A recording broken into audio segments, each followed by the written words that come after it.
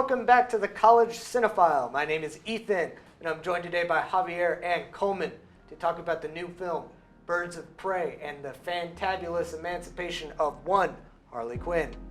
I'm impressed you got the title. I saw it last night and still don't think I remembered the full subtitle. It's Birds of Prey or whatever. It is directed by Kathy Ann and stars Margot Robbie, Rosie Perez, Mary Elizabeth Winstead, and Journey Smollett-Bell. Don't forget, Ewan McGregor as the villainous Black Mask. Hurrah. Although he doesn't wear a mask until the very end. Until the very end, yeah. But you got to see that handsome actor face. You have to do it, fan service. Yeah, I guess. So. Yeah. All right. So what do we think of the movie? Exceeded expectations. I thought nothing of this movie going in. I was like, blank slate. I don't think I watched any of the trailers. I was like, Suicide Squad hurt me, but the last couple DC releases I've actually enjoyed.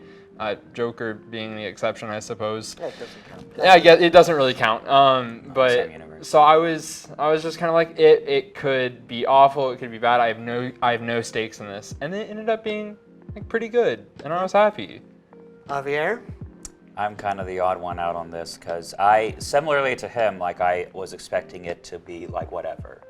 Like I didn't see Suicide Squad, but I know how terrible it is, just based off all the reviews and what everyone says about it and whatnot. You don't so I need just to see it. Yeah, I wanted, I wanted. So I was like, I wanted to see this mostly so Tate wouldn't have to because he didn't want to, and stuff. I was like, well, check it out. And when I left, I thought it was okay. But honestly, the more I think about it, I think it's kind of below the average movie level. It's like it's got some good stuff in it, but at the end of the day, I feel like I never want to rewatch it. Like I feel like I'll never get anything out of a second rewatch.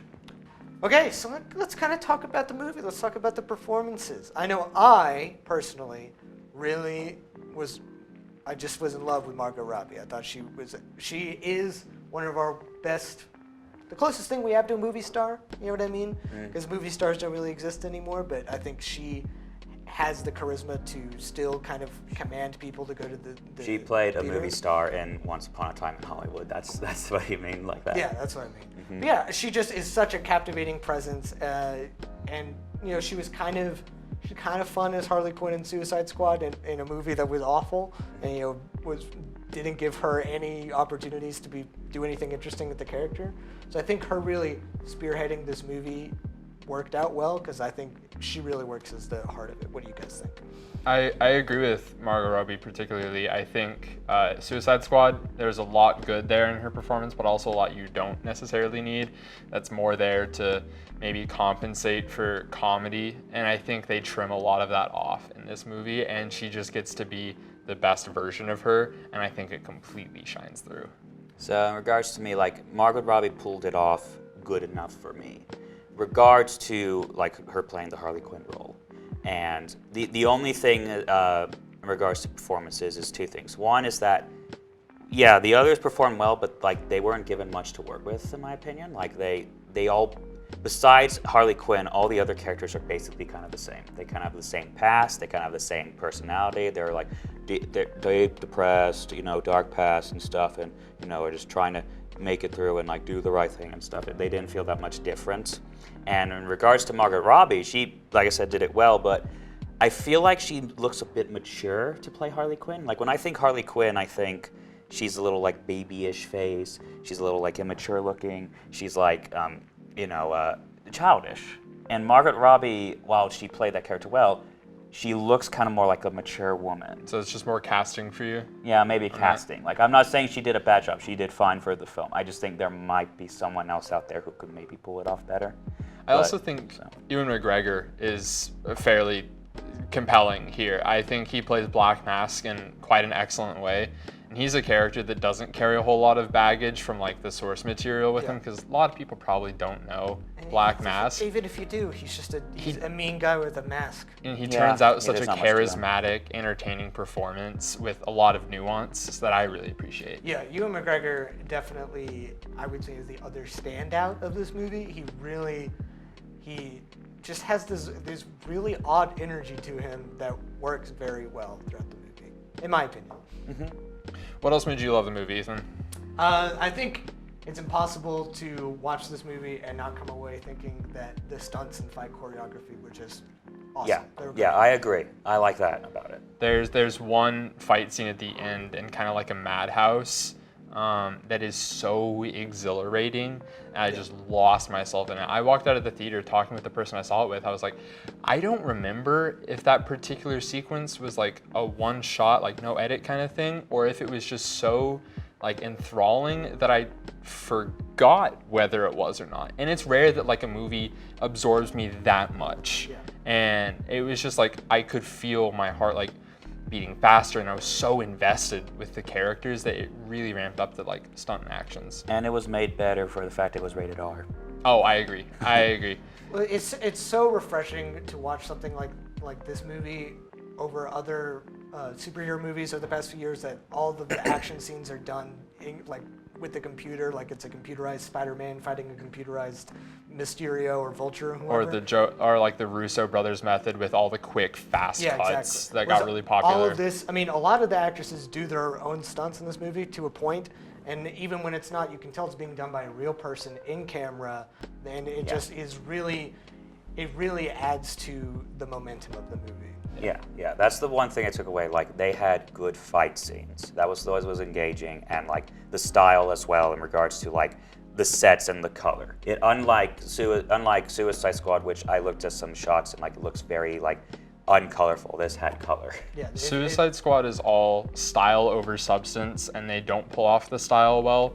And I think this movie has a much more rewarding balance where the style complements the substance and vice versa, and they pull off both so well. Well, yeah, I mean, it's dripping with style. From everything about it, the production design, the color palette, the costumes are amazing. It just is all, it's just, it screams fun at you. And you know, whether or not you want to have fun, that's up to you. But it definitely feels like everybody on the movie was having fun.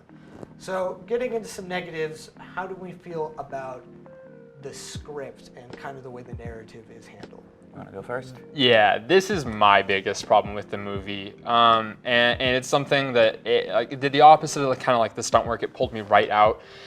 I think they try to be a little too clever or cute with like time and the way they structure the occurrence of the narrative, that it ends up detracting from the movie's overall like cohesion.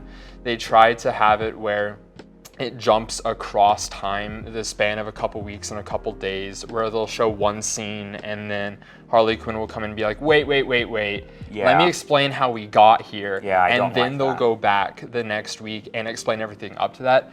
And I think it's kind of superfluous in this movie to do that. I think it ends up taking us away from just learning the characters in a natural way and getting to spend some necessary time with some of the side characters.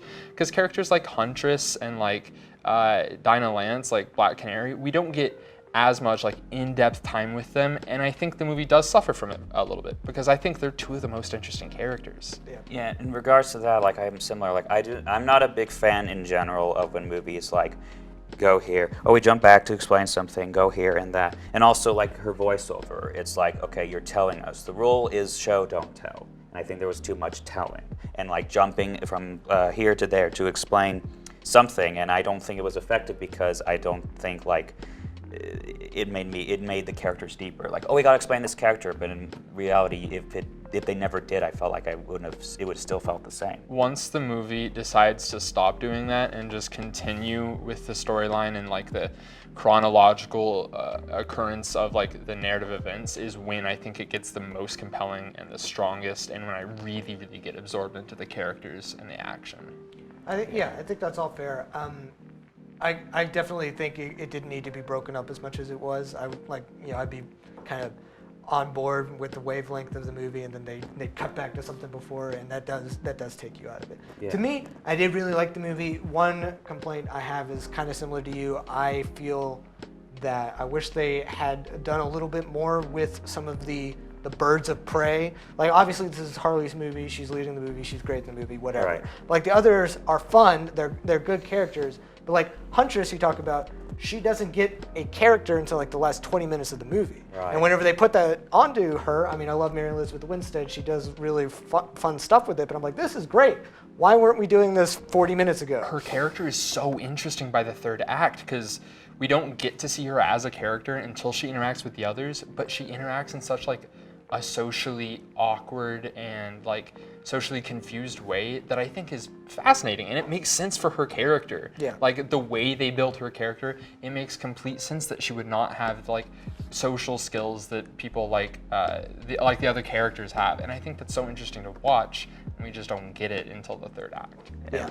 The biggest negative for me, real quick, is that, yeah, it's got good fighting, you know, and stuff, but at the end of the day, I don't care, because other than Harley Quinn, I don't care about any of the characters. I think they're bland, I think they're underdeveloped, I think they don't have much going on with them. I think this movie should have been a movie just on Harley and that girl she's trying to save, because that would have been the focus, and we would have that developed, because these other side characters don't have much going, and I know that they're big comic book people, but we don't have time to do that. It's like, it suffers like regards to like Justice League or Dawn of Justice, where like too many characters, too many subplots, like trying to shove it in, it needed more of a focus. And I just, like I said, the biggest takeaway for me is that, yeah, it's cool fighting and yeah, it's cool sets, but in regards to the story, I don't care, because I don't care about the characters other than Harley. Yeah. So. Oh, and that really bad "Hit Me With Your Best Shot" cover. That was bad, and it lasts for like the entire like 3 minutes of the song. I liked most of the music of the movie, but yeah, that was pretty bad. All right, so final thoughts. What are our ratings, fellas?